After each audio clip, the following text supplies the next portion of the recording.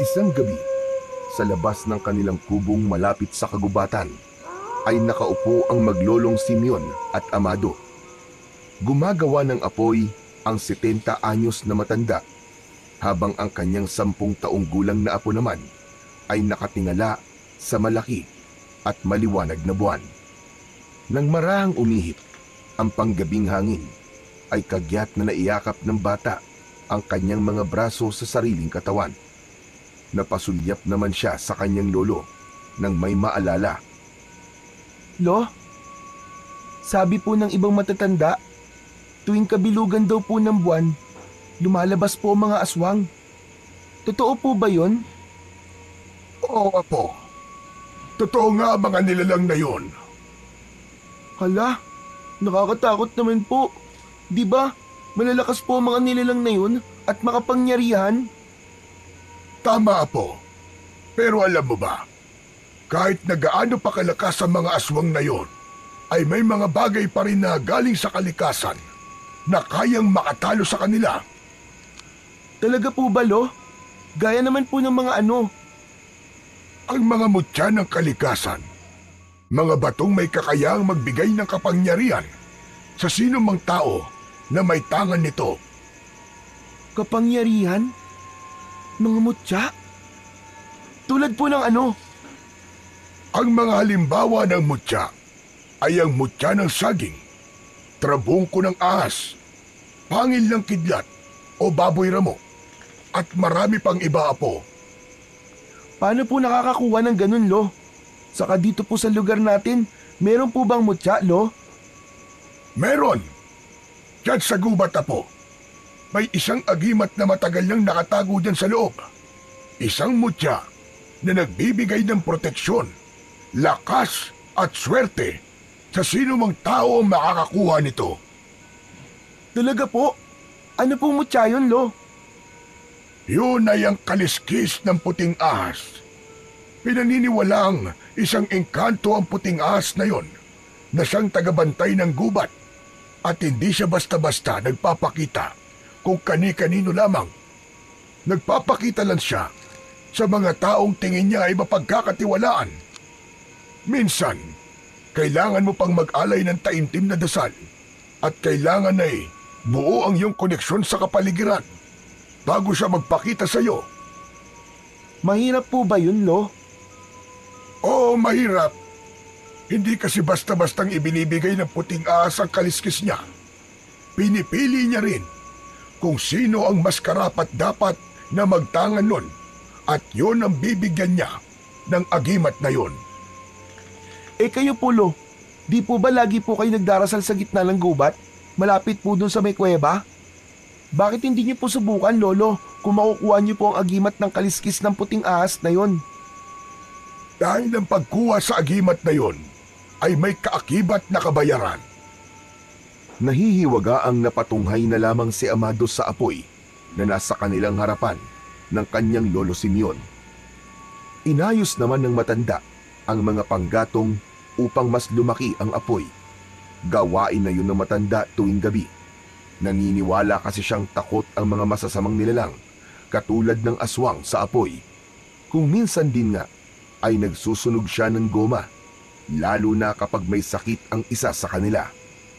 Isa rin kasi sa habulin ng mga aswang ay ang mga bata at mga may sakit. Lingid sa kanilang kaalaman ay nakikinig lang sa gilid ng hamba ng pinto ang ina ni Amado na si Aling Esme. Nang marinig niya ang pananahimik ng dalawa, ay kagad siyang lumabas mula sa pinagtataguan. Sa kaniyaya ang anak na pumasok na sa bahay gamit ang kanyang malamyos na boses. Amado, anak, halika na. Kailangan mo na magpahinga. Eh, Nay, wala naman pong pasok bukas eh. Anak, kahit walang pasok kinabukasan, kailangan mo pa rin matulog ng maaga. Kailangan mo yon para mas mabilis kang lumaki. Ganun po ba? Ay, sayang naman. Gusto ko pa po sana makipagkwentuhan kay Lolo eh. Pero sige na nga po, matutulog na po ako. Lolo Simeon, mauna na po akong pumasok sa loob ah. Good night po. O sige, apo. Tama yan. Lagi mo susundin ang nanay mo. Siya, sige. Good night din. Magpahinga ka ng mabuti. Isang batikang albularyo sa kanyang baryo, si Lolo Simeon. Bukod sa panggagamot, ay trabaho niya ring tugisin ang mga aswang na namimiktima sa kanilang lugar. Hindi madali ang gawain yon, lalo pa at hindi niya inaasahan na susulpot ang isang problemang susubok sa kanyang integridad. Nang makapasok na sa loob ang apo na si Amado, ay nagkatinginan lang sila ng anak na si Aling Esme. Bakas ang pag-aalala sa mga mata ng ginang, at siya naman ay tiimbagang lang na muling tumunghay sa apoy na nasa kanyang harapan. Rinig niya ang marahang pagbuntong hininga ng anak bago tumuloy sa kwarto nito. Kinabukasan, araw ng Sabado, maaga pa lang ay gising na si Lolo Simeon upang maglakad-lakad. Gawain na talaga yun ng matanda tuwing umaga bilang ehersisyo. Pagkatapos ay dadaan siya sa bakery bago umuwi para bumili ng pandesal. Aalis na sana siya nang bigla namang bumukas ang pinto ng kwarto ni Amado. Pupungas-pungas itong napatingin sa kanya. Saka humikab. Lo, aalis na po ba kayo? Maaga pa po masyado ah. Abay, mas magandang maglakad-lakad habang papasikat pa lamang ang araw. Lo, samahan ko na po kayo. Saglit lang po at magmumumog na po ako. Uminom ka na muna ng maligamgam na tubig bago ka sumunod sa akin ha. Hintayin na lang kita ron sa labas, apo. Nagmamadali namang tumalima ang bata sa sinabi ng kanyang Lolo Simeon. Mabilis siyang kumilos at nang makatapos ay saka siya lumabas ng bahay. Nang makita naman siya ng matanda ay kagad naman itong napatayo, saka nagsimulang maglakad. Nag-unat-unat pa muna si Amado bago sumabay sa kanyang lolo sa paglalakad. Wow! Ang sarap po ng hangin ngayong umaga, Lo. Nakaka-relax po. Ang sarap po sa pakiramdam. Ugaliin mong maglakad-lakad tuwing umaga, apo. Abay, baka hindi mo nalalaman. Ang paglalakad ng kahit isang oras lang sa isang araw ay malaking tulong na sa ating katawan. Bukod kasi sa nagiging maayos ang daloy ng dugo natin sa katawan, ay nakatutulong din ito para sa metabolismo natin. Kaya po ba kahit matanda na po kayo, Lo, malakas pa rin po kayo? Kasi lagi po kayo naglalakad-lakad.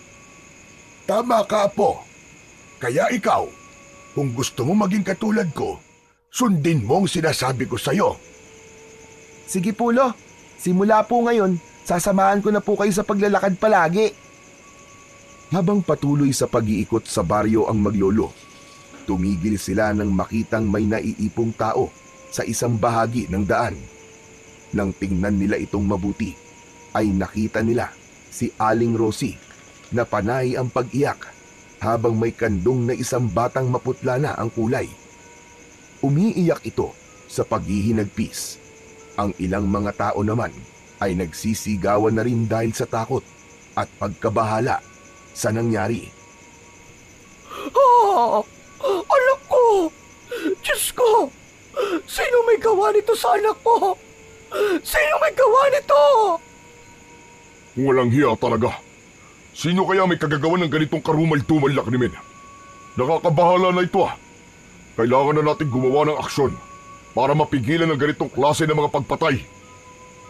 Lolo, tingnan po natin. Kaya mo ba? Baka hindi mo kaya sikmurain kung makikita mo ang patay ah. Kaya ko po, Lo. O sige, kung mapilit ka tignan natin. Nang makalapit ang maglolo sa nag-uumpukang mga tao, ay saka lang nila mas lalong nasilayan ang karumal-dumal at kaawa-awang sinapit ng 8 taong gulang na anak na lalaki ni Aling Rosie. Wakwak ang tiyan nito at nagkalat pa ang dugo nito sa daan. Wala na itong mga lamang loob at hindi rin nakaligtas pati ang utak nito. May maliit na butas kasi sa tuktok ng bungo ng bata na hindi kagad makikita kung hindi titignang mabuti. Halos masuka-suka si Amado sa nakita niya, ngunit mas nangibabaw ang awa niya para sa bata. Kaibigan niya kasi ang batang yon at lagi pa niyang nakakalaro. Grabe naman! Walang awa ang gumawa niya sa kanya, Lo. Sino po ang pumatay sa kalaro ko? Hindi taong gumawa niyan sa kanya, Amado, kundi isang aswang. Ano po? Isang aswang? Pero paano niyo naman po nasabi? Sigurado po ba kayo? Oo, base sa sinapit ng batang ito, hindi malabong aswang nga ang gumawa nito sa kanya. Wala namang matinong tao ang gagawa ng ganito sa isang bata. Mga walang niya! Pagbabayarin ko ang halimaw na gumawa nito sa anak ko! Hindi ako papayag na hindi ako makakaganti! Hayop na aswang na yon! Magbabayad siya! Magbabayad siya! Tahan na, Aling Rosie. Huwag kayong mag-alala. Gagawin natin ang lahat para mapanagot ang gumawa niyan sa anak mo.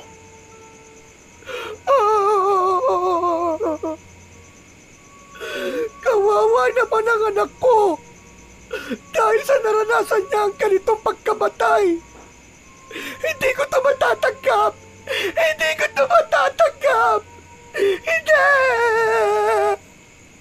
Kawawa ang anak ko! Anak! Lolo, mukhang kailangan niyo na pong tulungan ng mga taga-baryo. Masyado na humarami na bibiktima ng mga aswang na yon. Ngunit imbis na sumagot, ay napatiimbagang na lang ang matanda. Saka ikinuyom ang kanyang mga kamao. Marami na kasing namamatay na mga kababaryo nila at karamihan pa doon ay mga bata. Naawa na siya sa sinapit ng mga ito, ngunit wala siyang magawa. Alam niya kasi sa sarili niyang hindi niya kakayanin. Ilang sandali pa ay may dumating ng mga pulis sa pinangyarihan at nagsimula na silang mag-imbestiga sa nangyari.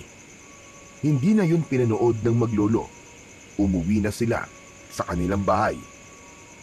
Oh, nandyan na pala kayo. Halina't mag-almusal na. Nay! Alam niyo po ba? Namatay po yung batang kalaro ko, yung anak po ni Aling Rosie. Bahagyang natigilan si Aling Esme sa sinabi ng anak at naglumikot ang mga mata. Parang hindi alam ang sasabihin at nanginginig ang mga kamay na hinila ang upuan na nasa harapan sa kanangihinang napaupo. Napatikhim pa siya para buuin ang boses, ngunit tila ayaw pa rin lumabas ng boses mula sa kanyang lalamunan. Napatingin naman si Amado sa kanyang lolo, na nooy napatingin din sa kanya. Nay, okay lang po ba kayo? Masyado po yata kayo nabigla. Sandali po, ikukuha ko lang po kayo ng tubig na maiinom. Hindi na anak, hindi na, wag na.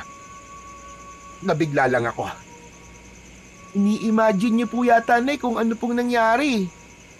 Tama ka anak, ganun na nga. Nay, wag po kayo mag-alala. Hindi po mangyayari sa akin yun. Kasi po, kasama ko naman po kayo palagi ni Lolo eh. Alam ko pong hindi niyo po ako pababayaan. Tama ka anak, hindi kita pababayaan. Hindi ko hahayaang masaktan ka, katulad ng mga nangyari sa kanila. Walang imik na pumasok si Lolo Simeon sa kanyang silid habang si Amado naman ay naupo na sa hapag kasama ang kanyang ina. Nilagyan na lang ni Aling Esme ng pagkain ang pinggan ng anak, saka kumuha na rin ng para sa kanya. Hala, sige na, kumain ka na anak. Hindi po ba kakain si Lolo Simeon, Nay? Baka mamaya na lang siya. Mauna na lang tayo. Baka po iniisip niya pa rin po yung nakita namin kanina. Siguro po, naaawa po siya sa anak ni Aling Rosie. Kasi wala man lang siya nagawa para iligtas yung kawawang bata na yon. Siguro nga anak, pero hayaan mo na. Pasasaan pat matatapos rin ang lahat ng kaguluhang ito.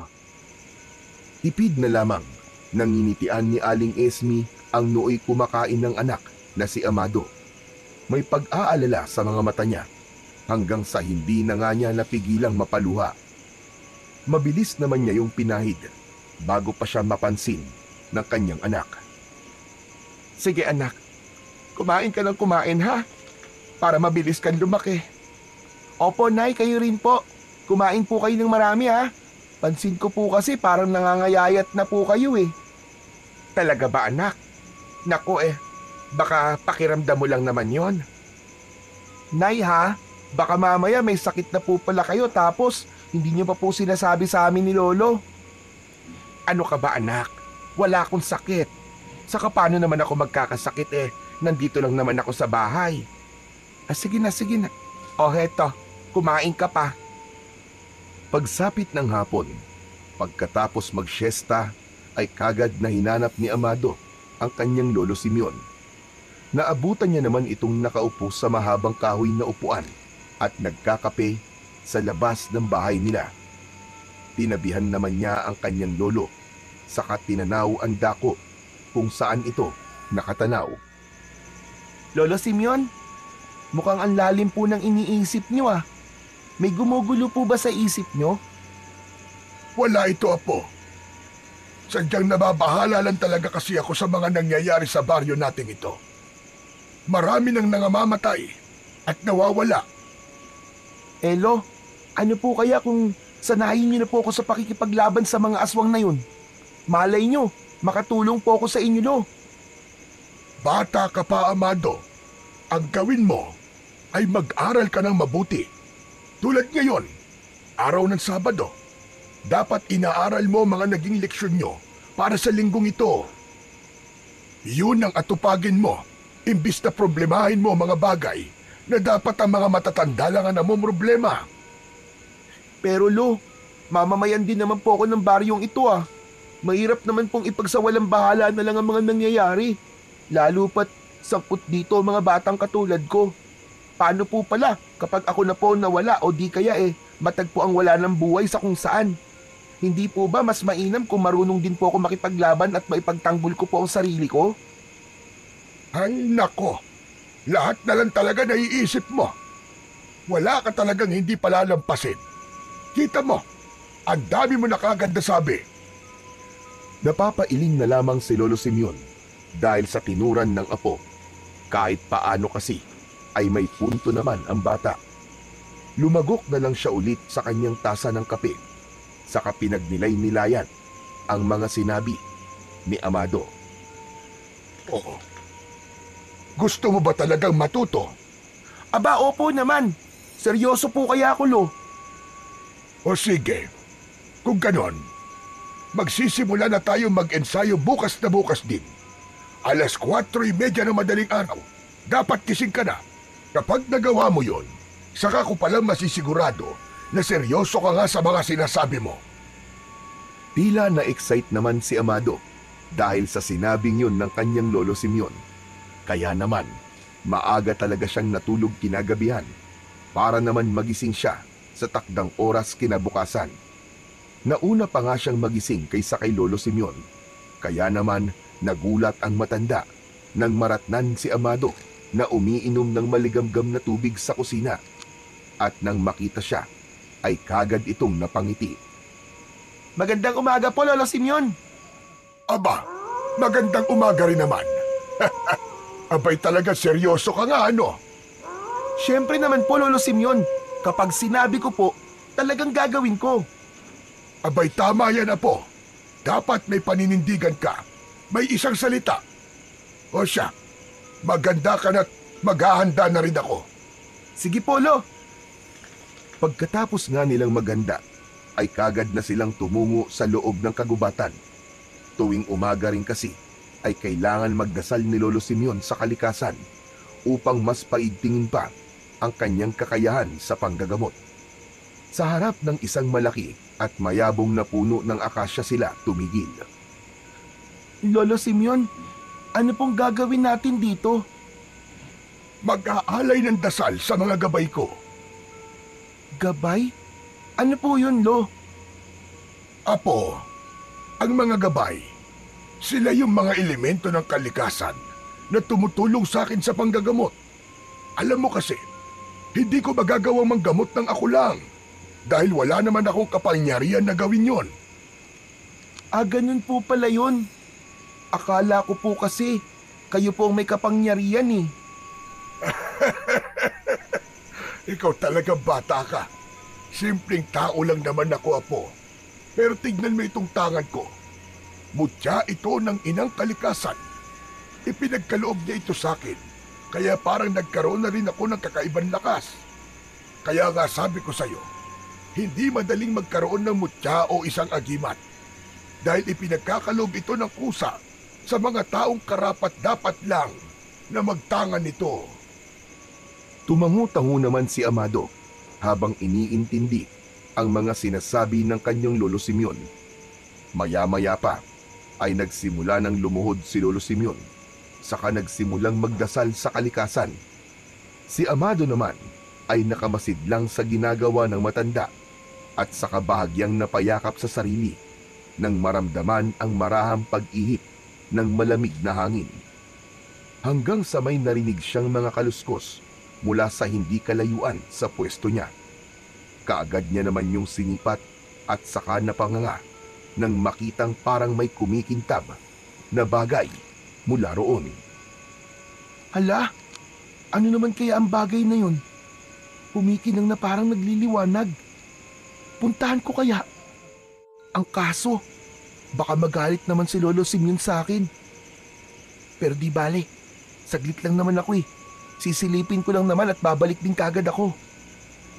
Sa huli ay natalo nga si Amado ng kanyang sarili at tila may sariling mga isip ang mga paa na tinungo ang kinaroroonan ng tila lumiliwanag na bagay.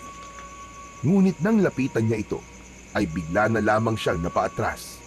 Dahilan upang mapatid siya sa isang nakausling ugat at mapasalampak sa lupa. Isang malaking puting ahas kasi ang nakapalupot sa gitna ng mayayabong na damo. Nakalabas pa ang ulo nito na para bang anumang oras ay handa ng manuklaw. Wag! Wag mo akong tutuklawin ha! Hindi naman ako masamang tao eh. Hindi kita sasaktan. Ngunit parang estatwa lamang ang ahas at hindi gumagalaw. Kahit na gusto niyang tumayo, ay parang may pumipigil sa kanya na gawin yon. Ni hindi na nga niya namalayan kung gaano katagal na ba siyang nakikipagtitigan sa mahiwagang puting ahas na yon. Maya-maya pa ay halos mapasigaw naman siya nang makaramdam na may humawak sa balikat niya. Mabilis niya itong nilingon at napabugan na lamang siya ng hangin nang makitang si Lolo Simeon lang naman pala yon. Ano't para kang nakakita ng multo dyan? Saka anong ginagawa mo dyan? Lolo Simeon, kayo lang po pala. Akala ko na po kung sino eh. Nagulat po ako sa inyo.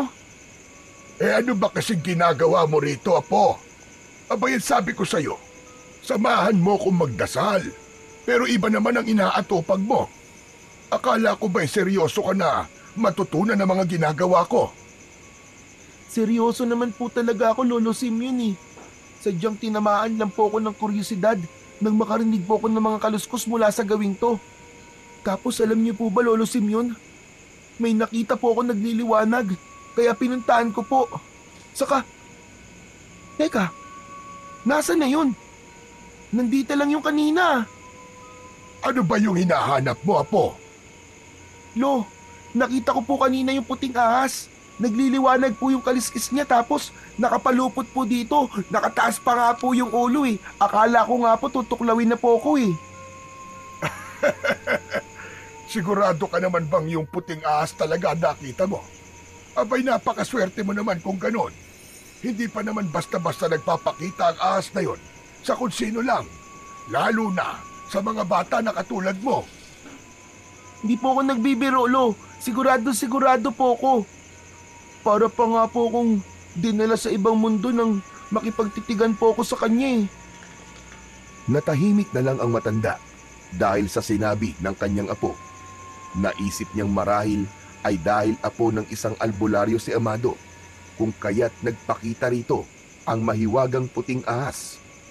Marahil ay kinakitaan ng ahas na yun si Amado ng mga katangian na hinahanap nito sa isang tao na magtangan ng ibibigay nitong kaliskis. Ngunit hindi niya lubos maisip na maaari palang pumili ang mga gabay ng isang bata. Natutuwa siya sa isipin yun, subalit may bahagi rin sa kanya na nag-aalala sa kung ano ang maaaring kahinatnan kapag nagkataong si Amado nga ang mapili ng mahiwagang puting ahas na mabigyan ng kaliskis nito. Mukhang liwayway na nang makalabas sila sa masukal na kagubatang yon. Pagkatapos ay saka naman sila dumiretso sa lugar kung saan madalas nag-iensayo si Lolo Simeon sa pakikipaglaban. Isa yung talampas na hindi naman kataasan. Sa taas nun ay may maliit na kubong nagsisilbing pahingahan ng matanda. Sa paligid naman ng kubo ay naroon ang isang malaking puno na mangga kung saan sa sanga nito ay may nakabiting sako na may lamang buhangin na ginagawang punching bag ng matanda. Sa hindi kalayuan ay may isang poste naman ng kahoy na may 5 talampakan ng taas at nakabaon sa lupa. May mga maliliit na kutsyon na nakadikit sa iba't ibang parte nito na ginagamit naman para sa pag-iensayo sa pagsipa. Wow! Grabe! Lolo Simeon, ang ganda naman po dito. Kita po yung baryo, oh. Tapos, ang sarap pa ng simoy ng hangin. Ang presko. Ang sarap po dito, Lolo Simeon. Nagustuhan mo ba ang lugar na ito? Dito tayo mag-iensayo palagi, Apo. Mas mabuti rito dahil walang mga sagabal. Lolo Simeon, hindi ko po alam na may ganitong lugar pala kayo na pinag-iensayuhan. Ang galing! Nung kabataan ko, palagi na ako rito. Kaso ngayon kasi, mas marami ng prioridad. Kailangan ng mga taga-baryo ang tulong ko para magamot sila sa mga karamdaman nila na likha ng mga hindi nakikitang nilalang. O di kaya naman yung mga masasamang espiritu. Pero Lo, kapag minsang wala naman po nagpapagamot sa inyo bakit hindi na lang po muna kayo manghuli ng mga aswang? Halika rito. Tignan mo ito, subukan mo, Apo.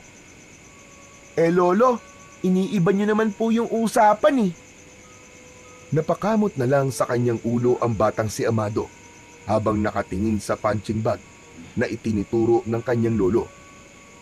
Marahang napabuntong hininga naman ang matanda dahil alam niyang hindi talaga siya titigilan ng apo sa usaping yon.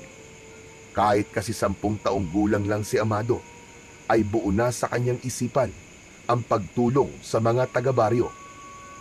Ilang araw din na ginagawa ni na Amado at Lolo Simeon ang pag-iensayo. Hanggang sa sumunod na araw ay may napabalita na namang isang dalagitang nawawala. Umiiyak na pumunta ang mag-asawang Dani at Senya sa bahay ni na Lolo Simeon para humingi ng tulong na mahanap ang anak nila. Subalit napakalakas ng nilalang na kumuha rito at hindi nagawang makita ni Lolo Simeon kung saan ang eksaktong pinagdalhan sa dalagita. Sinabi na lamang niya sa mag-asawa na sisikapin niyang magsagawa ulit ng pagtatawas at tuntunin ang kinaroroonan ng dalagita. Lolo Simeon, kawawa naman po si Mang Dani at Aling Senya, no? Nag-iisa na nga lang po yung anak nila tapos nawala pa. Huwag mo nang problemahin ang mga bagay na yun, anak. Hindi natin kontrolado ang mga mangyayari dito sa baryo. Kaya wala pa rin tayong magagawa hinggil sa bagay na yan. Sana lang talaga mahanap ko na ang dalagitang yon. Hindi ako papayag na may mamamatay na naman ulit dito sa baryo natin. Nagpasalit-salit pa ang tingin ni Amado sa kanyang ina at sa kanyang Lolo Simeon na noon ay parang nag-uusap gamit lang ang kanilang mga mata.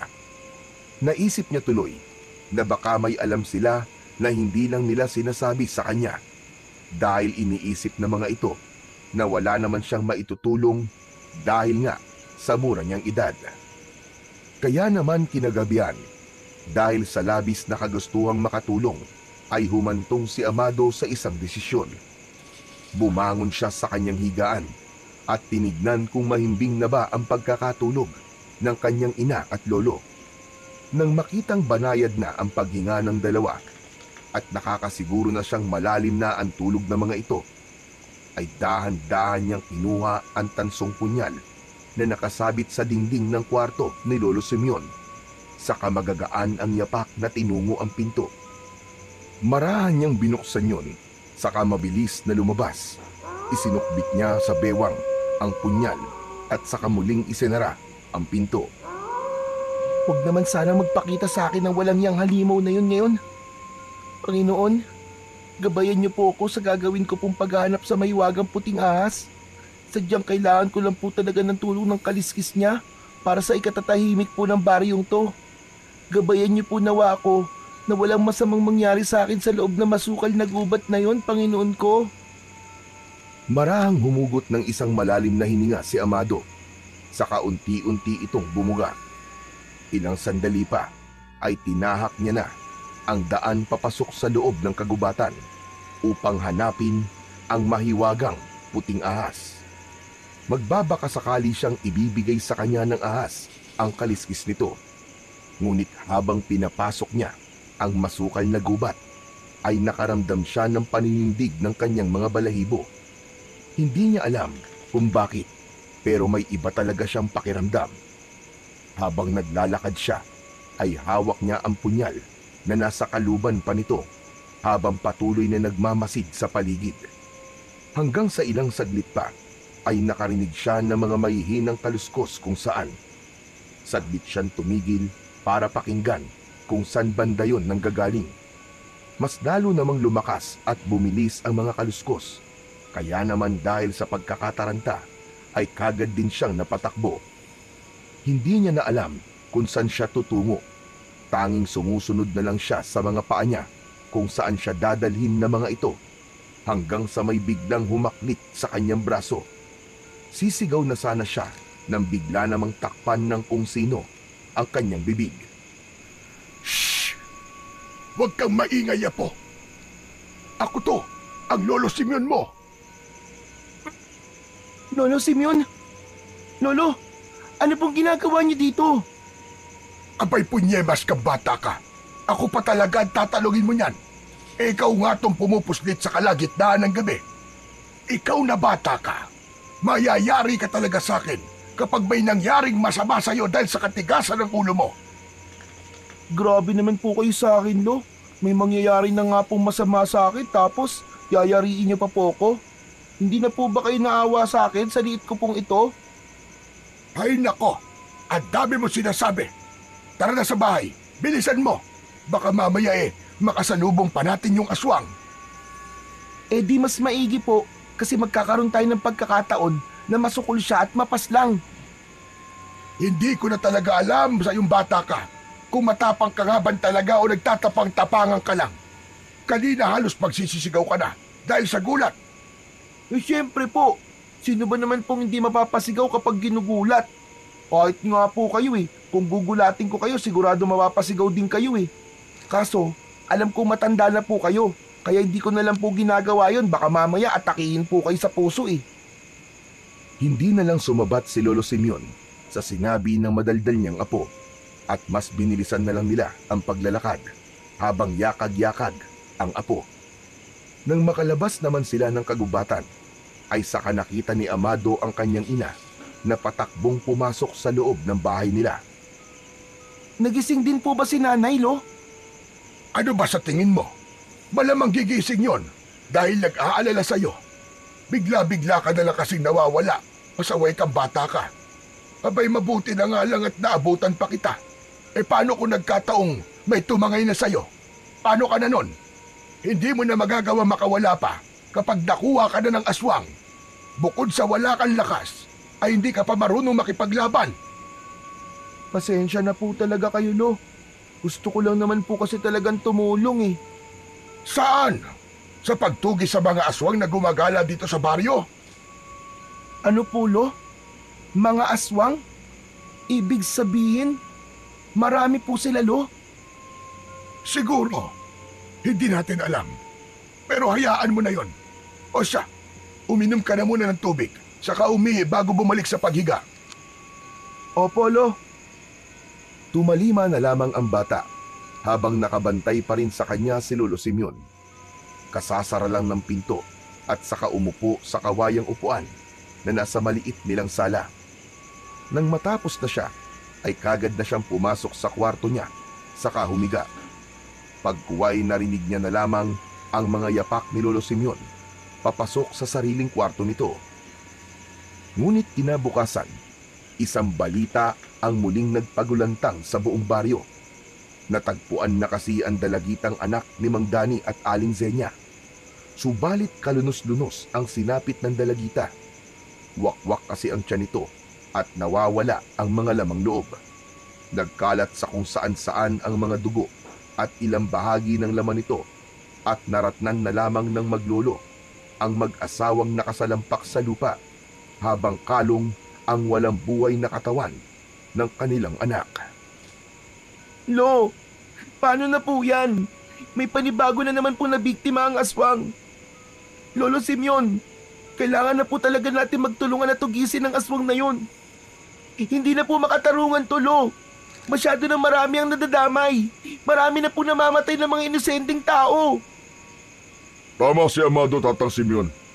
Kailangan niyo ng tugisin ang aswang na bumibiktima rito sa baryo natin. Hayaan niyo po.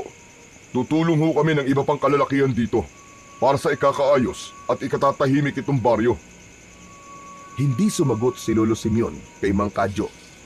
Bagkus ay napatiimbagang na lamang siya habang ang mga kamao niya ay mahigpit ang pagkakakuyog. Binigyan niya ng makahulugang tingin si Mang Kadyo at sa kaniyaya paalis ang kanyang apo. Habang naglalakad naman sila, ay napatingin na lamang si Amado sa kanyang lolo nang bigla itong magsalita.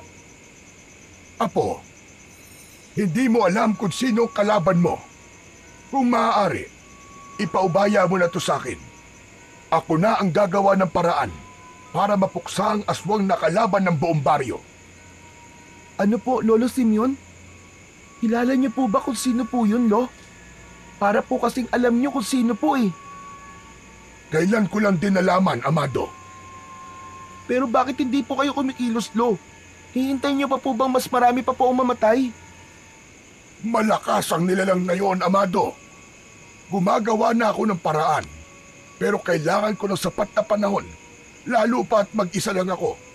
At kung kukulitin mo lang ako ulit kung bakit ayaw kitang isama, yun ay dahil wala kang laban sa kanya. Bata ka pa, iho. Dahil sa naging usapan nila na yon, ay may isang plano ang nabuo sa isipan ng batang si Amado. Hindi siya pipirmi lang sa isang sulok at maghihintay na matapos ang suliraning kinakaharap ng kanilang baryo. Kaya naman, puspusan ang naging pag-iensayo niya ng mga araw na yon at sa mga sunod pang araw. Aba anak, maaga pa. May ensayo ba kayo ulit ng Lolo Simeon mo? Sa ngayon ay wala raw po muna.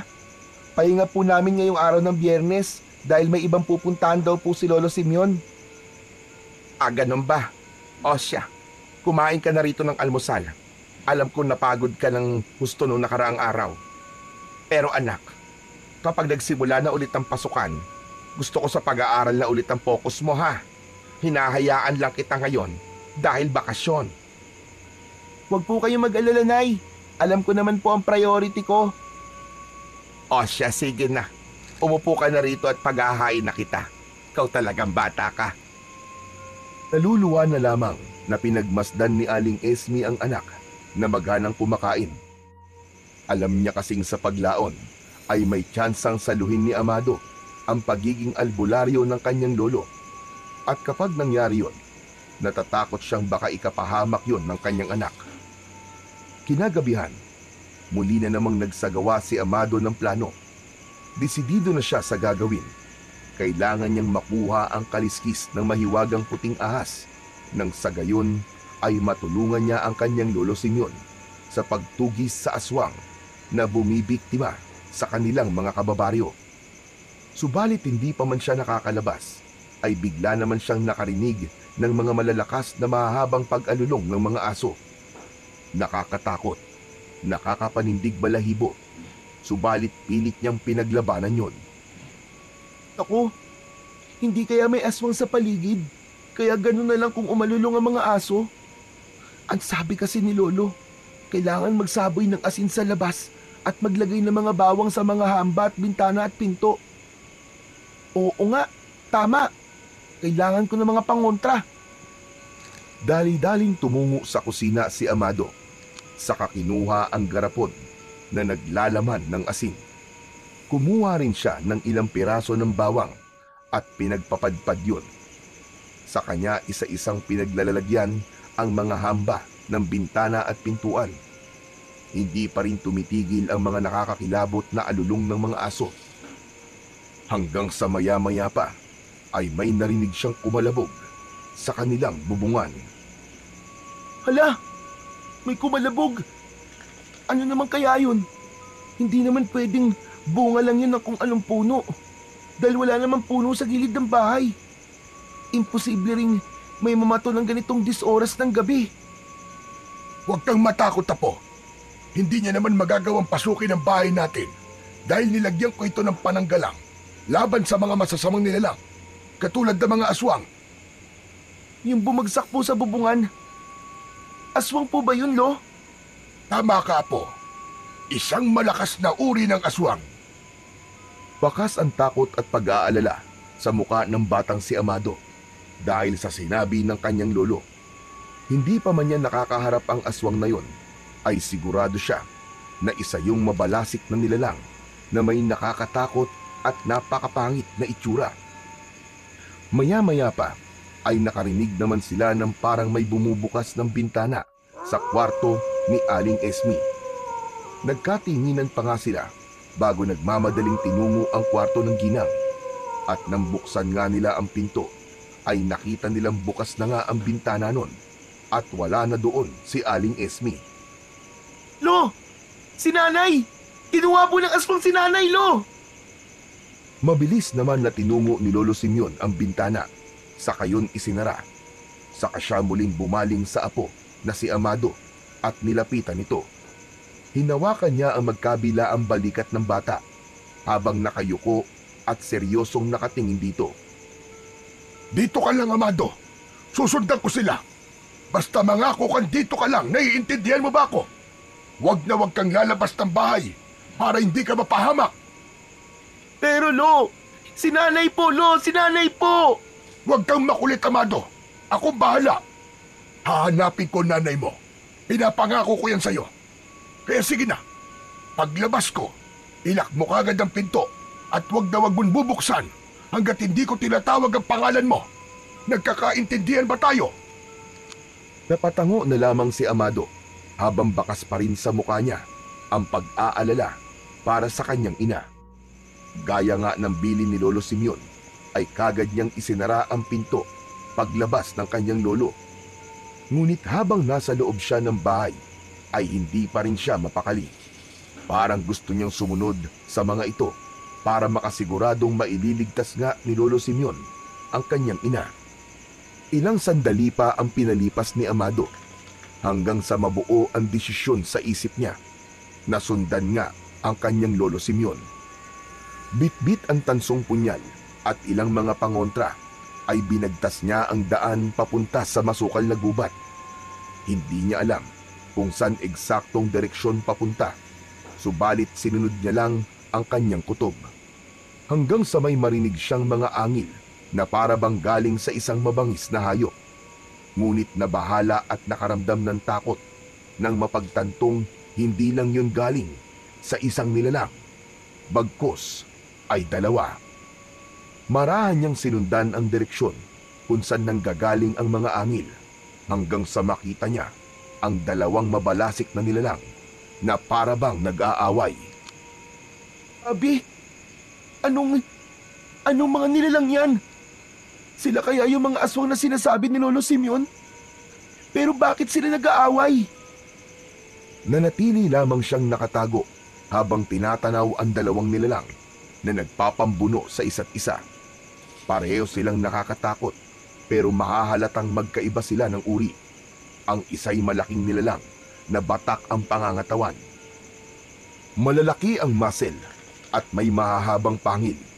Ang isa naman ay balingkinitan ang pangangatawan. Mahaba ang buhok at may matutulis din na mga pangil at mahahabang kuko. May pakpak din ito kaya nagagawa nitong mailagan ang mga ginagawang pag-atake ng isang aswang. Tila nanonood siya ng pelikula sa ginagawa ng dalawang aswang hanggang sa may biglang tumakip sa bibig niya. Magpupumiglas pa sana siya nang bigla naman itong nagsalita. Shh! Huwag kang maingay, Amado. Nay? Nay! Ano pong ginagawa niyo dito? Saka, saan po kayo galing? Mamaya na tayo magpaliwanagan. Ang mabuti pa umuwi na muna tayo bago pa nila maramdamang may mga tao na nakamasid sa kanila. Sige po, Nay. Dahan-dahan ulit na naglakad ang dalawa habang mayat maya ang lingon upang tignan kung nakatunog ang dalawang nilalang na yon sa kanila. At nang makalayo-layo na sa mga aswang, ay saka naman sila nagtatatakbo. Nay! Nay, teka lang po! Hinihingal na po ako! Sige, pero sandali lang ha. Kailangan kasi natin makauwi kagad, anak. Sasagot pa sana si Amado nang bigla niya namang mapansin na parang may kakaiba sa kanyang ina. Gulo-gulo kasi ang buhok nito at bahagyang namumula ang mga mata. Kinusot pa nga ng bata ang sariling mga mata sa pag-aakalang namamalikmata lang siya. At nang muli siyang bumaling sa kanyang ina, ay maayos na ang itsura nito. Ipinagkibit balikat na lamang ni Amado ang nakita dahil baka nga namamalikmata lang siya. Madilim kasi sa loob ng gubat at tanging ang malamlam na sinag ng buwan na lumulusot sa mga dahon ng mga punong kahoy ang nagsisilbing tanglaw nila. Nang makabawi ng tamang paghinga, ay kagad nang nagyaya si Amado upang umuwi sa bahay nila. Nakita naman nilang naroon na sa labas si Lolo Simeon at nang marinig ang pagdating nila, ay kagad itong bumaling sa kanila. Mado, Apo! Bakit kayo magkasama ng nanay mo? Hindi ba ang biling ko sa'yo? Wag na wag kang lalabas ng bahay. Sinuway mo ang utos ko. Paano po kasi, Lo? Sobra na po ako nag-aalala para sa inyo ni Nanay. Buti nga po nahanap ako ni Nanay bago pa ako makita ng dalawang aswang dun sa loob ng gubat. Ano ka mo? Dalawang aswang? Opo, Lo. Kitang-kita ko po kung paano po sila maglaban. Tapos, O siya. Bukas ka na magkwento at malalim na ang gabi. Tara na sa loob, bago pa tayo mabalikan ang mga aswang na yon dito sa labas. Dahil sa pagod sa pagtakbo, ay kagad namang iginupo ng antok si Amado pagkalapat ng kanyang maliit na katawan sa higaan. Kinabukasan ay may panibagong balita na naman silang natanggap. Wala na si Rosie. ano po? Ano pong wala na? Patay na siya, anak. Po? Pero, papanong... Katulad ng mga naunang biktima. Wakwak din ang tiyan niya. Pero ang kaibahan nga lang, kumpleto pa ang mga lamang loob niya. Parang sinadya talagang wakwakin ng kung sino man ang katawan niya para masabing isang aswang nga ang bumiktima sa kanya. Nanatili lamang na tahimik ang matanda habang umiinom ng mainit na kape. Napabaling naman sa kanya si Amado at para bang tinitimbang muna kung ano ang sasabihin nito. Napabuntong hininga naman si Aling Esme saka tumungo na sa lababo upang ipatong doon ang pinamiling gulay. Lolo Simeon, wala po ba kayong gagawin? Mauubos na po tayo dito. Meron na po. Pero gusto kong huwag kang mangialam sa problemang ito. Ako ang lulutas nito. Kaya maiging pumirmi ka na lang dito sa bahay at samahan mo ang nanay mo. Napanguso na lang si Amado sa sinabi ng kanyang lolo. Sa kalaglag ang balikat na napatingin sa sahig. Para kasing kating-katina ang kanyang mga kamay na tumulong sa pagpuksa sa mga aswang na yon para matigil na ang mga patayan sa kanilang baryo. Lo, yung kagabi nga po pala. Hindi ko na po natuloy yung kwento ko. Ayo nga pala. Ano nga ba yung sinasabi mo kagabi? Nakita ko po kasi, Lo, nung pagdating ko po doon sa may gitna ng gubat. may dalawang aswang po akong nakita. Parang nag-aaway nga po sila eh. Tapos, hindi po sila magkamuka. Ano ka mo? Hindi magkamuka. Malamang, hindi naman magkakatulad ang itsura ng mga aswang eh. Katulad din nating mga tao. Magkakaiba rin tayo ng itsura kasi magkakaiba tayo ng lahi. Lolo naman eh, pinagtatawanan pa ako eh. Seryoso naman po sinasabi ko eh. Bakit po kayo natatawa? Ay, nako. Ang tapang mong bata ka, pero napaka-inosente mo. Kaya nga hindi bagay sa'yo maging isang manunugis ng aswang sa ganyang murang edad. Saka na, kapag alam ko kaya mo na talagang makipaglaban sa kanila. Pero, hindi naman po nasusukat sa edad ng pagtulong, Lo. Kahit po bata pa lang po ako, alam ko sa sarili ko na may laban pa rin po ako sa kanila kahit papano. Pero hindi sa isang harimundon. Ano po? Harimundon? Oo, Apo. Isang harimundon ang aswang na gumagala rito sa baryo. At hindi lang para mamiktima, kundi para na rin magpalaganap ng kanilang mga lahi. Ano pong ibig niyong sabihin, Lo? Ang harimundon na yon, balak niyang gawing mga aswang ang mga taga-baryo. Nang sa gayon, ay mas mapapadali ang pagsakop nila rito at sa mga karatig pang baryo. Kung ganun, Lo, hikayatin niyo rin po ang ibang mga kalalakihan upang sumama po sa inyo sa pagtugis sa aswang na yon. Mas mapapadali po kayo kapag marami kayo, Lo. Tama naman ang question mo, Apo. Ang kaso nga lang hindi na natin sigurado kung sino ang kakampi natin at sino ang hindi. Tuso ang mga aswang, Amado. Yan ang lagi mong tatandaan. Kaya hindi ka dapat nagtitiwala sa kahit na sino lang na nakapaligid sa'yo. Napaisip naman si Amado sa sinabing yun ng kanyang lolo Simeon. Sa kanya na pagtantong may punto ito at sa mga panahong ganon, sarili lamang nila ang dapat nilang pagkatiwalaan. Kinahapunan ay may ibang inasikaso si Lolo Simeon, kaya naman si Amado ay gumawi na naman sa kagubatan. Magbabaka sakali na naman siyang hanapin ang mahiwagang puting ahas.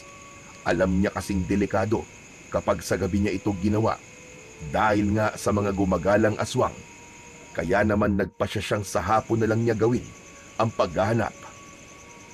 Mahiwagang puting ahas! Mahiwagang puting ahas! Magpakita ka na! Kailangan kong tulong mo! Pakiusap naman oh! Tulungan mo kami! Maya-maya lang ay may narinig na naman siyang mga kaluskos. Kagad naman siyang napaantanda, saka nagpalinga-linga sa kanyang paligid. Nagmamatsyag kung sino o anong klase ng nilalang ang bubulaga sa kanya, hanggang sa isang mabigat na kamay ang tumapik sa balikat niya. Amado! O iyo! Ano ginagawa mo rito? Mangangahoy ka rin ba? Dahil sa tanong na yun ni Mang Kadyo, ay saka lang nakita ng batang si Amado ang isang bungkus ng kahoy na pasan-pasan ng mama. Nag-aalangan naman siya kung ano ang isasagot para hindi ito maghinala. Opo sana.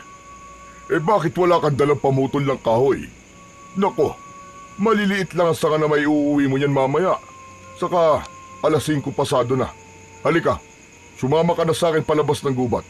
Ibibigay ko na lang sa ito mga naipon kong kahoy. Gusto mo bang iatid na rin kita sa inyo?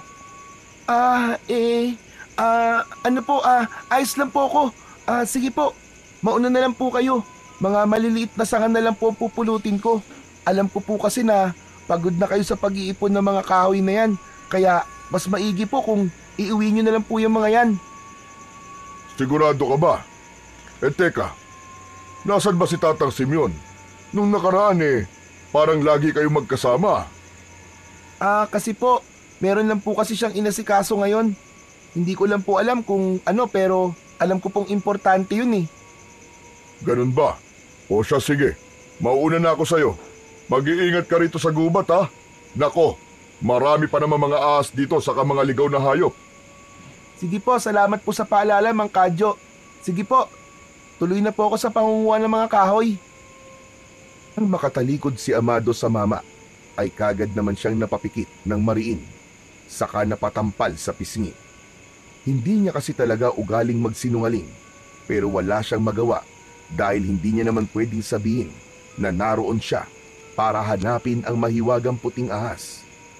Naglibot-libot pa siya sa gubat na yon, pero talagang mailap ang puting ahas at hindi talaga nagpapakita sa kanya. Papunta na sana siya sa gitna ng gubat nang hindi niya inaasahan ang pagsulpot ng kanyang inang si Aling Esme. Amado, anak! Nay! Paano niyo po nalamang nandito ako? Siyempre, anak kita kaya malakas ang kutob kung dito ka pumunta. Halika na anak, umuwi na tayo. Malapit nang magdilim. Noon lang din napansin ni Amado na magdidilim na nga. Laglag ang balikat niyang tumango, saka nagpatiuna na sa paglandas ng daan, palabas ng gubat na yon. Hindi ba anak, na ibinili na sa'yo ng lolo mo na mapanganib ang gubat na yon? Ano kung naabutan ka ng dilim doon? At paano kung makasalubong mo yung harimondon doon? O di kaya naman ay yung mga bagong yanggaw na aswang? Pasensya na po, Nay. Gusto ko lang naman po kasi na... Na ano anak? Nahanapin yung puting ahas? Para ano? Para hingin yung kaliskis niya? Anak naman, inilalagay mo lang sa panganib ang buhay mo. Patawad po, Nay. Hindi lang po kasi talaga ako mapakali na walang ginagawa eh. Paano po natin maaagapan ng mga aswang sa pagdami kung matagal pa po yung solusyong ginagawa ni Lolo? Anak, magtiwala ka lang sa lolo mo. Alam mo kasi, yung mutya niya, nawawalan na ng bisa. Po? Pero bakit po, Nay? Dahil may mga desisyon siyang ginawa na hindi nagustuhan ng mga gabay. Katulad po ng ano, Nay? Bata ka pa anak, hindi mo pa maiintindihan ng lahat. Pero pagdating ng araw, alam kong maiintindihan mo rin. Naguguluhang napatingin na lang si Amado sa kanyang ina, pero hindi na siya muling sumagot pa. Mababakas ang lungkot sa mga mata ng ginang, kahit pa nakangiti ang mga labi nito. Ramdam ni Amado na may nangyayari ng kakaiba, ngunit dahil nga bata pa, ay hindi niya pa lubusang maaarok kung ano nga ba yun. Kinagabihan ay hindi umuwi si Lolo Simeon, kaya naman hindi na napigilan ni Amado na tanungin ang kanyang ina. Nay, bakit hanggang ngayon po wala pa po si Lolo? Anak, alam mo ang layunin na trabaho ng lolo mo. Hindi madaling maging albularyo at manunugis ng aswang, lalo na sa edad niya ngayon. Idagdag mo pa ang hindi pagtulong sa kanya ng mga gabay niya. Kaya nga po mas kailangan po ni Lolo Simeon ng tulong natin ngayon, Nay. Baka hindi na niya kayang mag-isa kapag tinangka niyang tugisin ang harimondon. Baka mamaya niyan marami na palang aliporis yun. Madihado po si Lolo at baka mangyari po ang hindi dapat mangyari. Alam ng lolo mo kung kailan siya may laban at kung kailan wala. Hindi siya susuong sa isang labanan kung alam niya namang mapapahamak lang siya. Ilang oras pa ang lumipas at natapos na sila sa pagkain, subalit wala pa ring Lolo Simeon na dumating. Hanggang sa sunod-sunod na namang pag-alulong ng mga aso ang pumailan lang sa katahimikan ng gabing yon. Nay, naririnig niyo po ba yun? Hindi po kaya... Nasa paligid lang ang ilang alipores ng harimondon. Nasaan na ang tansong punyal mo anak? Kunin mo, madali ka. Kailangan mo maghanda. Nararamdaman ko ang presensya nila. Ang walang hiyang harimondon na yon. Napasigaw na lamang si Amado nang biglang may kumalabog sa kanilang bubungan at hindi lang isa, kundi 2 nilalang ang dumapo roon. Mabibigat ang mga paang naglakad ang mga ito sa bubong na parabang ng aasar. Hanggang sa isang kalampag naman sa pintuan ang sumunod nilang narinig. Nay! Nay, yung pinto! Parang gustong sirain ng kutsino! Huwag kang mag-alala anak. Si nanay ang bahala. Maliwanag. Bakit pa kasi ang tagal umuwi ni Lolo? Siguro, alam nilang walang proteksyon tong bahay. Kaya ang lakas ng loob nilang sumugod dito, Nay. Dahil naman sa labis na pagkakataranta, ay hindi na napansin ni Amado ang unti-unting pag-iiba ng itsura ni Aling Esme. Namumula na ang mga mata nito at tinubuan na rin ng mga mahahaba at matatalim na pangil. Maya-maya nga ay bigla na lamang bumukas ang pinto at tumambad sa kanilang harapan ang isang mabalasik na nilalang na may malaking pangangatawan. Nay! Siya po yung nakita natin dati sa gubat, hindi ba? Siya po yung Harimondon! Ha? Oo, iho. Ako nga. Kumusta na? Mahal kong Esme. Walang hiya ka. Anong ginagawa mo rito? Ano pa nga ba? E di binibisita ka. Bakit? Masama bang bisitahin ang pinakamamahal ko? Mahalin mong mukha mo, halimaw ka. Umalis ka na rito habang nakapagtitimpi pa ako. Hindi, Esme. Hindi ako aalis dito hanggat hindi ka kasama. Nay! Ano pong ibig niyo sabihin, Nay? Ano po ba nangyayari sa inyo? Bakit po kayo? Mamaya na ako magpapaliwanag, anak. Papasok na sana ang Harimondon sa bahay ni na Aling Esme nang siya namang pagdating ni Lolo Simeon. May hawak itong buntot ng pagi at nakaambayon sa gawi ng Harimondon. Huwag na huwag kang magtatangkang pumasok sa bahay ko, animal ka! Dahil sisiguraduhin ko sa iyong hindi ka na makakalabas ng buhay! Dahil sa sigaw na yun ni Lolo Simeon, kaya napaharap sa kanya ang Harimondon na may nakakaasar na ngisi na makikita sa mukha nito. Lumakad ito ng ilang hakbang papunta sa matanda at saka tinawag ang kanyang mga alipores. Kumusta, Tatang Simeon? O ano? Bumalik na ba ang kapangyarihan ng tangan mo, mutya? Ang tapang mo na kasi para pigilan ako sa gusto kong gawin. Yun kung mapipigilan mo ko. Lubayan mo ang anak at apo ko, aswang! Dahil hindi ako mangingimimpas-langin ka kapag may masamang mangyari sa kanilang dalawa!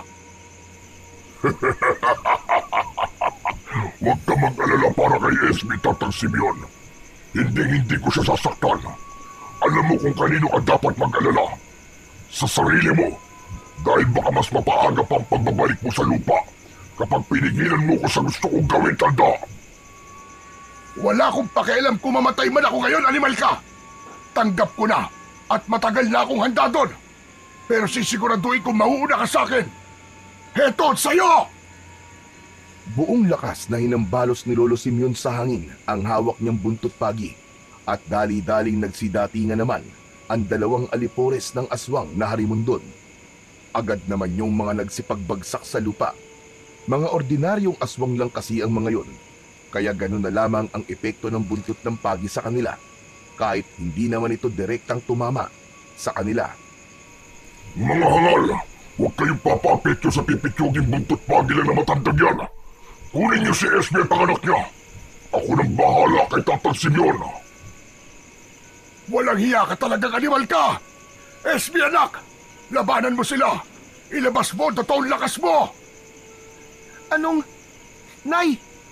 Nay! May lumalabas pong pakpak sa likod nyo! Oo, anak. Dahil isa akong bangkilan. Bangkilan? Ano po yun? Mamaya ko na ipapaliwanag sa iyo ang lahat, anak. Ang lahat-lahat. Sa ngayon, may papagawa muna ako sa iyo. Ano po yun, Nay? Ano po yun? Tumakbo ka na, anak. Dalhin mo ang tansong punyal at ilang mga pangontra. Pumunta ka sa gubat at hanapin mo ang puting ahas. Hilingin mo sa kanya na ipagkaloob sa iyo ang agimat ng kaliskis niya. Pero, Nay, dala-dalawa po ang kalaban nyo. Baka kumapano po kayo. Kaya ko sila, anak. Mga ordinaryong aswang lang naman sila. Kaya sige na, tumakas ka na. Bilisan mo! Mag-iingat po kayo, Nay. Kayo pong dalawa ni Lolo Simeon. Pinapangako ko po sa inyo. Dadalhin ko ang mutya ng kaliskis ng puting ahas. Susugudin na sana ng isang aswang si Amado nang bigla itong haklitin ni Aling Esmi sa balikat sa kaubod lakas na ibinaon dito ang kanyang mahahaba at matutulis na kuko. Dahilan upang mapahiyaw sa sakit ang aswang. Bilisan mo na, anak! Takbo na! Sa pintuan sa likod ng kusina dumaan si Amado at agad na isinara yon nang hindi siya kagad masundan ng mga aswang sakaling makapuslit ito sa kanyang ina. Halos madapa-dapa pa si Amado dahil sa bahagyang panginginig ng kanyang mga binti. Noon niya narealisa na iba pala talaga kapag nakaharap mo na ang mga aswang. Nakakatakot at nakakapanindig ng balahibo ang mabalasik at matapang nitong itsura. Kumakabog pa ng malakas ang dibdib ni Amado habang pinipilit ang mga paa na tumakbo. Para kasing bibigay na ang mga yon dahil sa pagod at takot na nararamdaman niya. Bilis pa, Amado! Kaya mo yan! Diyos ko, tulungan niyo po ako! Huwag po sana akong mahabol at masundan ng mga masasamang aswang na yon! Nang makapasok siya sa gubat, ay naghanap siya ng mapagtataguan pansamantala. Kailangan niya munang makabawi ng lakas bago magpatuloy sa paghahanap sa mahiwagang puting ahas na naninirahan sa gubat na yon. Buti na nga lang at maliwanag ang buwan at maaliwalas ang kalangitan. Nang makakita si Amado ng isang puno na may mayabong na damo sa paligid, ay doon siya nagkubli. Sa kanya lang din napansin na may butas pala sa loob ng malaking puno na yon. Dahil nga maliit siya, ay nagkasya siya doon. Tagaktak ang pawis niya habang nakaupo sa loob ng puno. Naisandal na lamang niya ang ulo sa puno at saka pumikit.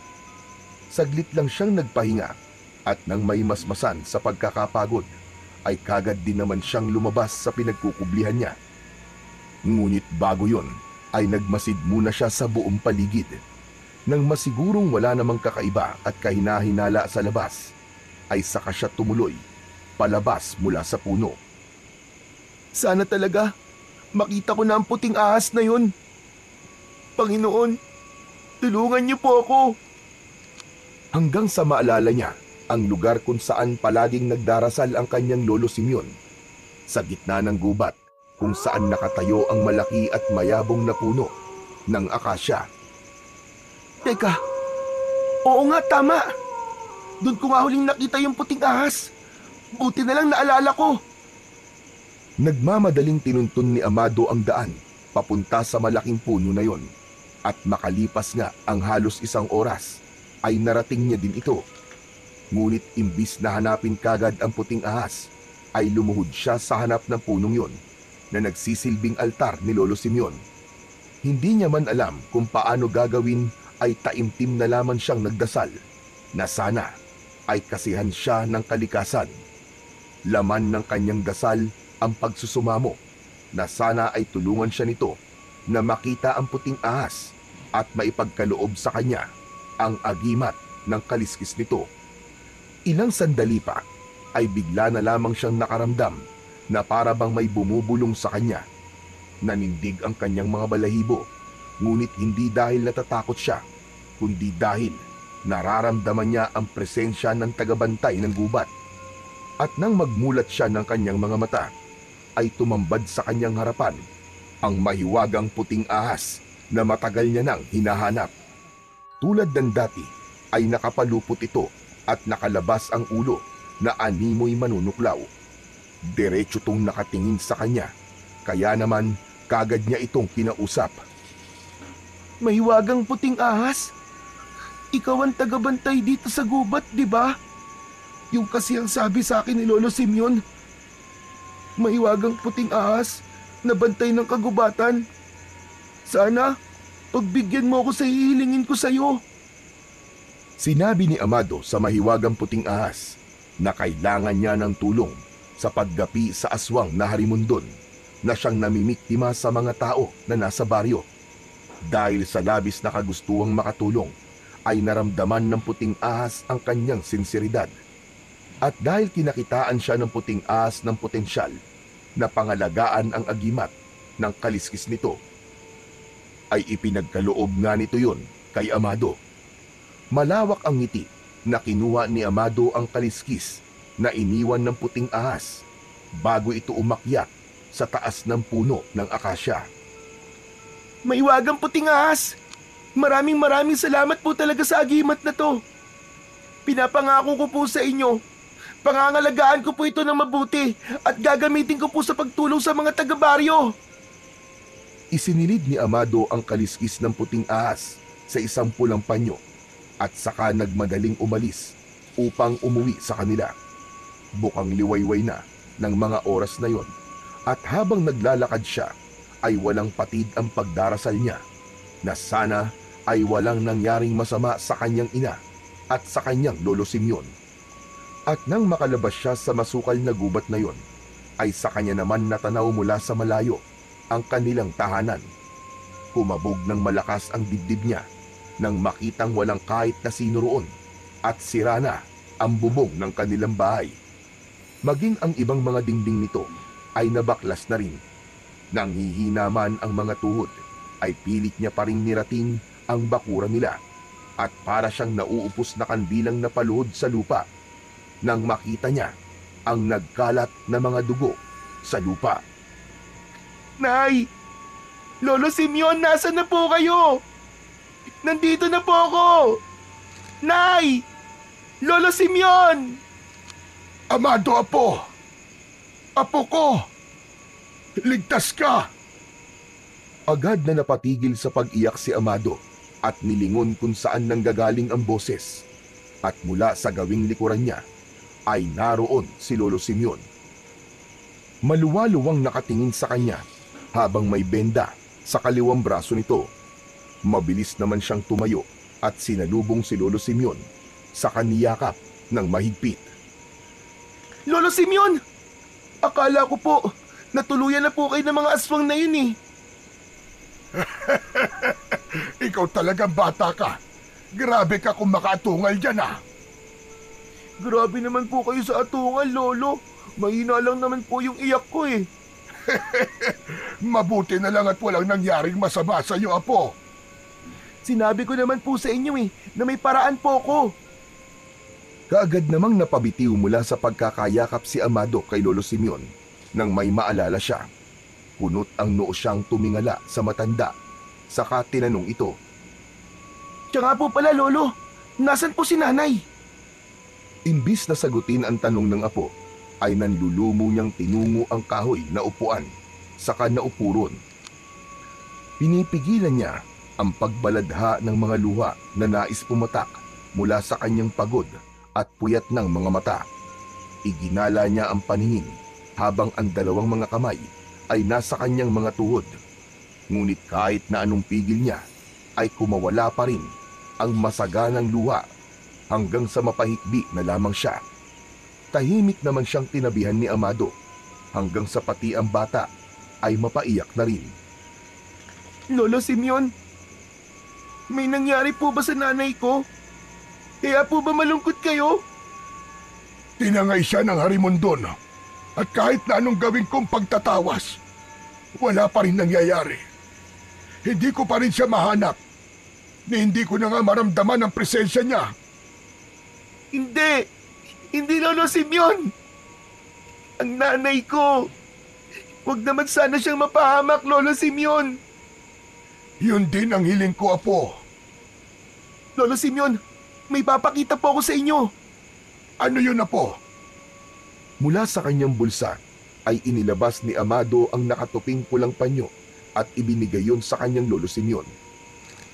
Nagtataka namang binuklat yon ng matanda at natigalgal na lamang nang makita ang laman nun. Miskis ng puting ahas! Aba, Amado!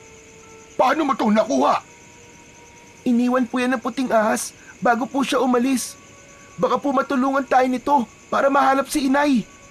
Oo, apo. Magagamit natin yan sa iba't ibang paraan. Pero sa ngayon, kailangan mo na tayo maganda. Kailangan mo matutunan ang paggamit niyan. Ilang araw din ang ginugol ni na Amado at Lolo Simeon sa pag-iensayo sa nalalapit na pag-aharap nilang muli ng aswang na harimondon. Kinagabihan, habang mahimbing na natutulog si Amado, ay bigla na lamang siyang dinalaw ng kanyang ina sa kanyang panaginip. Sinabi nitong huwag na nila siyang hanapin dahil ayaw niyang mapahamak sila ng lolo Simeon niya. Pilit na hinahabol ni Amado ang kanyang ina, subalit bigla na lamang itong naglaho na parang usok nang mahawakan niya ang kamay nito. Dahil doon ay kagad siyang napabangon, dahilan upang magising din si Lolo Simeon na noon ay mahimbing na natutulog sa tabi niya. Nanaginip ka ba ng masama? Opo. Opo, Lolo Simeon. Si nanay po. Bigla po siya naglaho na parang usok nang hawakan ko po ang kamay niya. Ay nako, tama na po. Gusto mo ba na ikuha kita ng tubig? Sandali, at kukuha lang ako. Lumabas ng kulambo si Lolo Simeon at pumunta sa lamesa kung nasaan ang pitsil at baso. Nang makakuha na, ay kagad naman niya yung binigay kay Amado at kagad naman yung nilagok ng bata. O ano apo, kumusta? Maayos na ba ang pakiramdam mo ngayon? Opo, Lo. Salamat po. Pero paano po ba naging ganun si nanay? Kayo po ba, Lo? Kaya hindi niyo po tinatangkang kunin yung agimat ng kaliskis dahil alam niyo makakasama yung kay nanay? At saka, kaya ba nawala ng bisa ang mutya ng inang kalikasan na tangan niyo? Kasi itinago mo si nanay kahit na alam mong aswang siya? Matalino ka talagang bata, apo. Tama ka. Yun din ang dahilan kung bakit hindi na ako nakakapanggamot. Hindi tinutulura ng mga gabay ang pagtatago ko sa nanay mo. Pero anong magagawa ko? Hindi ko kayang patayin ang sarili kong anak. At saka wala namang inaargabyado si Esme. Hindi siya pumapatay ng tao. Marahil ay alam po ng puting ahas na hindi po masamang aswang si nanay. Kaya ibinigay niya sa akin ang agimat ng kaliskis niya. Baka nga, apo. O siya, matulog ka na at mahaba pa ang gabi. Opo, Lo. Kayo rin po. Kinabukasan ay muling sinubukan ni Lolo Simeon na hanapin kung saan dinala ng Harimondon si Aling Esme. Ngunit habang ginagawa niya yon, ay bigla na lamang natumba si Amado. Naging puro puti ang mga mata nito, kaya naman natataranta siyang dinaluhan ng matanda. Diyos ko, apo! Amado! Ano ba nangyayari sa iyo? Diyos ko po! Ano ba nangyayari sa aking apo? Ilang sandali pa ay bigla na lamang nawalan ng malay ang bata, kaya kagad naman siyang binuhat ni Lolo Simeon papunta sa may papag. 10 minuto rin ang nakalipas bago muling nagkamalay si Amado at umiiyak siyang kinausap ang kanyang lolo. Amado, apo! Bakit ka umiiyak? Nanaginip ka na naman ba? Lo, si nanay po. Nakita ko po siya na pinapahirapan ng Harimondon. Nakagapo siya sa isang malaking puno. Tapos napakarami niyang sugat sa katawan. Bali na rin po ang pakpak niya, Lolo Simeon. Ano? Sandali. Ibig sabihin, nakakakita ka ng isang pangitain? Teka, pwede mo bang sabihin kung ano nakita mo? Yung paligid. Anong nakikita mo sa paligid ng nanay mo? Nakita ko po, Lo. Para po silang nasa taas ng bundok. May malaking puno po doon. Pero hindi ko po alam kung anong klase. Basta malaki po. Tapos, nakita ko pong sinasaktan siya ng Harimondon. Walang hiyang kadyo na yon. Hindi ko talaga siya mapapatawad kapag may nangyaring masama sa anak ko. Maganda ka, Amado. Mukhang alam ko na kung saan natin sila hahanapin. 5:00 ng hapon nang umalis ang dalawa para pumunta sa bundok na nasa dulo ng baryo.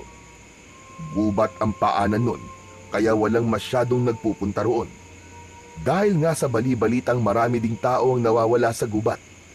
Matarik ang daan, paakyat, kaya naman inabot sila na mahigit 2 oras bago nila narating ang malaking puno na sa hinuna ni Lolo Simeon ay ang punong nakita ni Amado sa pangitain nito.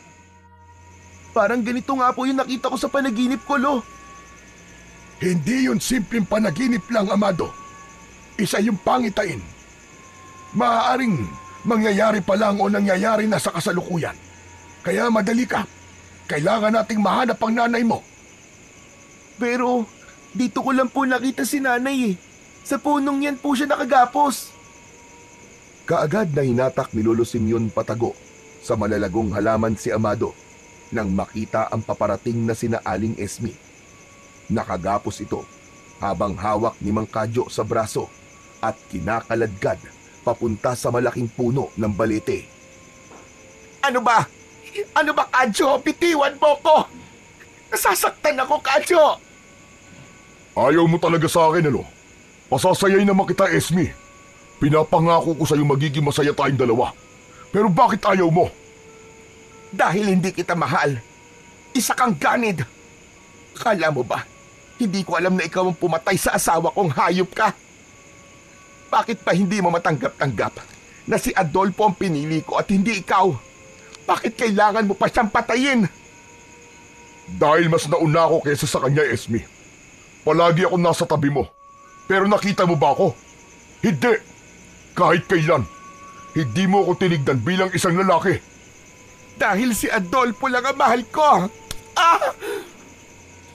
Kagad na nasugatan ng pisngi ni Aling Esmi nang sampalin siya ni Mang Kadyo. Kaya naman, hindi na napigilan pa ni Lolo Simeon si Amado nang bigla itong lumabas sa pinagtataguan nila. Walang hiya ka, Mang Kadyo! Ikaw pala ang harimondon na nambibiktima sa baryo. Ikaw pala ang yayanggaw sa mga tao para marami kayong mabiktima. Wala kang kasing sama. At tignan mo nga naman, nandito rin pala ang anak mong walang kwenta. Tawang walang kwenta, Kadyo. Wala ka nang ginawa, kundi magasik ng lagim dito sa baryo. O ano ngayon? May nakatuklas ba sa sekreto ko? Wala, di ba? Wala mang nakakahuli sa iyong demonyo ka. Pero ipinapangako ko to na ito na ang huling pambibiktima mo rito sa baryo. At nandito ka rin pala, Tatang Simeon. Ano to? Reunion? Siya, sige. Magsama-sama na kayo mamamatay. Yun ay kung magagawa mo. Amado, maganda ka. At sa tingin mo, tanda, magagawa niyo akong talunin ng kayo ng dalawa ng batang bubwit na yan. Sinasayang niyo lang ang lakas niyo. Biglang nagbago ng anyo si Mang Kadyo at naging isang mabalasik na harimondon. Nakakatakot ang presensya, pero pilit yung pinaglabanan ni Amado. Kailangan niyang tulungan si Lolo Simeon na mailigtas ang kanyang ina at mapaslang ang masamang aswang. Sinugod nito si Lolo Simeon at akmang susuntukin nang masalag ito ng matanda gamit ang kanyang itak. Tinabla siya ng matanda at saka umakmang patatamaan siya, ngunit kagad naman itong nakaiwas. Mahinang nilalang. Dudurugin kita gamit ang sarili kong mga kamay at ibabalik ko sa lupang pinaggalingan mo, tanda! Tay, mag-iingat ka! Habang nag-aalalang pinanood ni Aling Esmi ang labanan ng dalawa, ay kagad naman siyang pinuntahan ni Amado. Gamit ang isang punyal, ay kinalas nito ang gapos niya. Anak, nakuha mo ba ang agimat ng kaliskis ng puting ahas? Opo, Nay. Nasaan na? Heto po. Itali mo yan sa kamay mo, anak. Nang sa gayon, ay kapag sinaksak mo ang harimondon, mas malapit sa kanya ang agimat, mas madali siyang manghihina, at hindi niya nakakayanin pampagalingin ang kanyang sarili. Sinunod naman ni Amado ang sinabi ng kanyang ina, at dahil nga nasa malapit lang ang agimat, kaya hindi na nagtangka pa si Aling Esmi na magpalit ng anyo. Sa oras kasi na magpalit siya ng anyo at napalapit sa agimat, ay mamamatay siya. Mag-iingat ka, anak. Alam kong malakas ka at makakaya mong tulungan ng Lolo Simeon mo. Gapiin niyo ang harimondon para sa ikatatahimik ng buong baryo.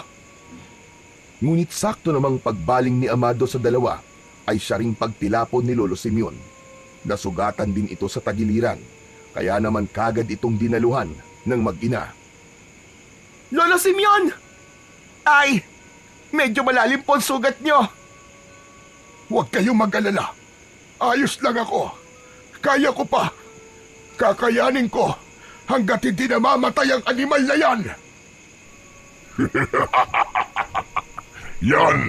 Tama yan! Magtapag-tapalan ka ng tanda dahil malapit ka na rin namang bumalik sa pinanggalingan mo. Malapit ka lang mamatay! Ikaw ang babalik sa pinanggalingan mong impyerno! Aswang!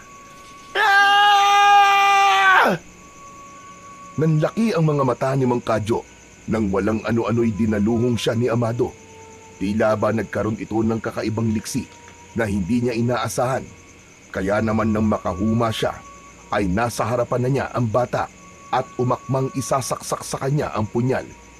Kagad niya namang sinalag ang kamay ni Amado, ngunit bigla din siyang napabitiw nang maramdaman ang kakaibang init mula sa panyong nakatali sa kamay nito. Anong meron sa panyong yan? Bakit? Ito ba, Mang Kadyo? Hindi dahil sa panyo kung bakit ka nakakaramdam ng kakaiba, kundi dahil sa agimat ng kaliskis ng puting ahas. Ngayon, pagbabayaran mo ng kahayupang ginawa mo sa mga taga-baryo. Wala nang nagawa pa si Mang Kadyo nang lumukso si Amado at isaksak sa dibdib niya ang benditadong punyal na dinasalan pa ni Lolo Simeon. Napasigaw naman ng aswang hanggang sa unti-unti itong mawalan ng lakas at lumagapak sa lupa, habang si Amado naman ay nakasampa sa dibdib nito. Mas lalong dumiin ang punyal na dahilan ng tuluyang pagkamatay ng Harimondon. Ay! Tapos na. Malaya na tayo. Patay na ang Harimondon. Tama ka, anak. Wala nang masamang aswang na manggagambala sa baryo. Wala nang mapapahamak at mamamatay. Nay! Lola Simeon! Tapos na po. Patay na po ang Harimondon. Nagtagumpay po tayo. Tahan na, anak. Tahan na. Tapos na. Patay na ang kalaban. Pasikat na ang araw nang makababa ng bundok na yon ang tatlo. Siniguro muna kasi nilang hindi na mabubuhay pa ang Harimondon. Kinuha na rin ni Lolo Simeon ang mutya nito upang ilibing sa isang tagong lugar na hindi basta-bastang mahahanap ni Numan. Simula noon ay bumalik na ang katahimikan sa baryo, at dahil sa agimat ng kaliskis ng puting ahas ay umangat din ang pamumuhay nila Lolo Simeon. Nakatulong na sila sa iba nilang kababaryo at wala nang aswang na nagtangkang pumasok sa kanilang baryo kailanman.